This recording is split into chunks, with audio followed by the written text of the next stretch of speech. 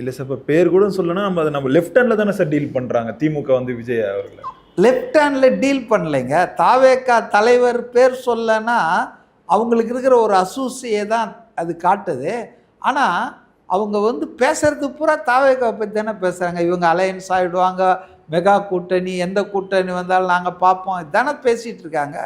அதனால் அவங்க என்ன சொல்லணும்னா, யார் என்ன பண்ணாலும் எங்கள் சாதனைகள், எங்களுடைய அரசின் செயல்கள் எங்களை காப்பாற்றும், நாங்கள் மீண்டும் வெற்றி பெறுவோம்னு சொன்னால் அண்டர்ஸ்டாண்டபிள். ஆனால் இவன் சேர்ந்துருவானா, அவன் சேர்ந்துருவானா, இவன் அவனுக்கு அடிமையாயிடுவானா, ஏன் இதெல்லாம் பேசிகிட்டு இருக்கீங்க? நீங்கள் பேச வேண்டியது என்ன?